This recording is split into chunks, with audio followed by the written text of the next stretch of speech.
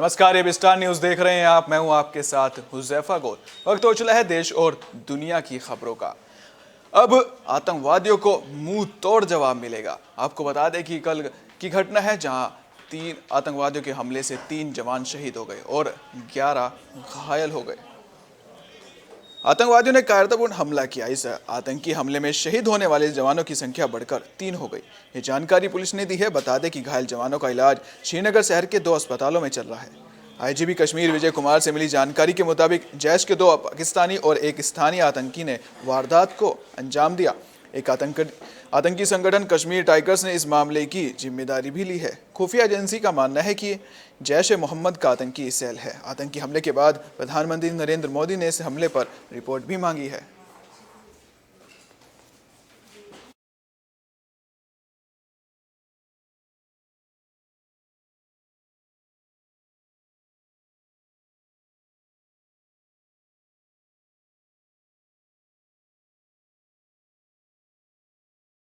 चौबीस घंटे बाद ही आतंकवादियों से सुरक्षा बलों ने मुंह तोड़ जवाब दिया है।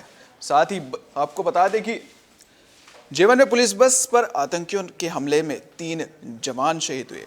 इस हमले के 24 घंटे के भीतर भारतीय सेना ने आतंकियों से बदला ले लिया। पूंछ के सुरेनकोट में आतंकियों और सुरक्षा बलों के बीच एनकाउंटर हुआ, जिसमें सुरक्षा बलों ने एक आतंकी को मार गिराया। इंडियन आर्मी के व्हाइट नाइट कॉर्प्स की ओर से दी गई जानकारी के मुताबिक सुरेनकोट सेक्टर के बहराम गला में भारतीय सेना और जम्मू कश्मीर पुलिस ने एक ऑपरेशन में आतंकी को मार गिराया। आतंकी के पास से एक AK-47 राइफल और 4 मैगजीन भी बरामद की गई है। फिलहाल मारे गए आतंकी की पहचान की जा रही है कि वो किस आतंकी संगठन से ताल्लुक रखता है।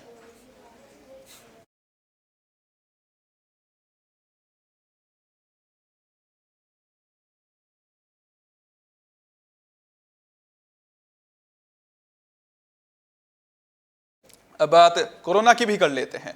ओमिक्रॉन के केसेस भारत में बढ़ते जा रहे हैं। दिल्ली में भी 4 केसेस नए आए हैं, जिसके के बाद अब लोगों में दहशत भी देखी जा सकती है। ओमिक्रॉन की दरअसल अब भारत में भी कोरोना का नया वेरिएंट ओमिक्रॉन तेजी से पांव पसार रहा है। देश में अब तक ओमिक्रॉन की संख्या बढ़कर 41 हो गई है। ओमिक्रॉन वेरिएंट का सबसे ज्यादा संक्रमण महाराष्ट्र में देखने को मिल रहा है, जबकि दूसरा सबसे ज्यादा प्रभावित राज्य राजस्थान है। भारत में अब तक मिले मामलों में से महाराष्ट्र में 20 मामले सामने आए, राजस्थान में 9, कर्नाटक में 3, गुजरात में 4, केरल, आंध्र प्रदेश और चंडीगढ़ में 1 और दिल्ली में अब तक 6 मामले सामने आए हैं। स्वास्थ्य विभाग ने लोगों को सतर्क रहने के लिए कहा है और कोरोना प्रोटोकॉल का पालन करने के लिए भी कहा है।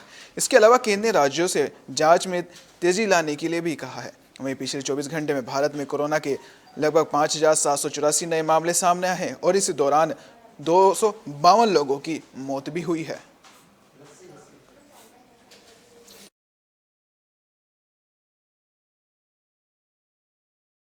क्या बंद होगा पेगासस? पेगासस का मामला तब सामने आया था जब फोन हैकिंग पेगासस का मामला तब सामने आया था जब एक राहुल गांधी का फोन हैकिंग का मामला सामने आया था। ये सवाल आजकल हर किसी के जहन में घूम रहा है। दरअसल फोन हैकिंग के आरोपों के बाद पेगासस चर्चा में आया था और अब spyware firm NSO group limited अपने विवादित पेगासस को बंद करने पर विचार कर रही है। दरअसल इजराइल की इस कंपनी पर अपने कर्जों के चलते डिफॉल्ट होने का खतरा भी मंडरा रहा है। ऐसे में फर्म अपने पेगासस वायरस को बंद करने या फिर बेचने के लिए कई निवेशकों के साथ बातचीत भी कर रही है। स्पाईवेयर फंड जिन लोगों से बात कर रही है उसमें 2 अमेरिकी फंड भी शामिल है। दोनों फंड पेगासस को बंद करने और कंट्रोल में लेने पर बात कर रहे हैं। वहीं पेगासस की जानकारी को साइबर रूप से सुरक्षित रखने के लिए इजरायली ड्रोन तकनीक विकसित करने पर 200 मिलियन के निवेश पर भी चर्चा हो रही है। विवादों में घिरने के बाद NSO ग्रुप पर अमेरिकी प्रतिबंधों का दबाव बढ़ता ही जा रहा है। कंपनी को करीब $450 मिलियन का कर्ज चुकाने की जरूरत है। कंपनी को करीब $1 बिलियन का कर्ज दिया गया था। $300 मिलियन से ज्यादा का ऋण कंपनी को 2019 में दिया गया था।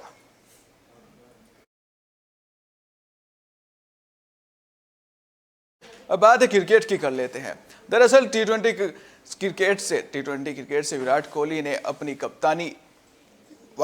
कप्तानी छोड़ने का फैसला किया था। कप्तानी छोड़ने का फैसला किया था। चोट के कारण अब रोहित शर्मा टेस्ट सीरीज से बाहर हो गए हैं। साथ ही आपको बता दें कि भारतीय क्रिकेट टीम को इसी हफ्ते साउथ अफ्रीका के दौरे के लिए उड़ान भरनी है।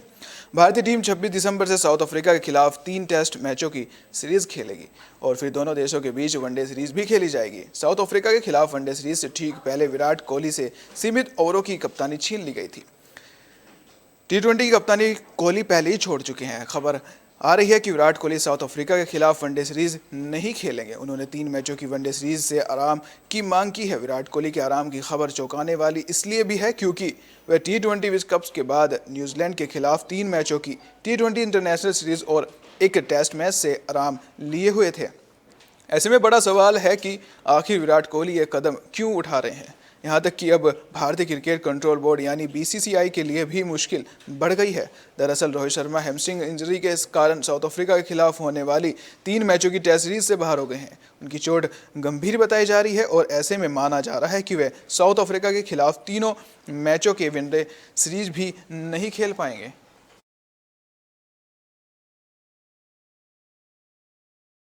देश और दुनिया की खबरों में फिलहाल इतना ही। देखते हुए स्टार न्यूज़, दीजिए इजाजत। नमस्कार।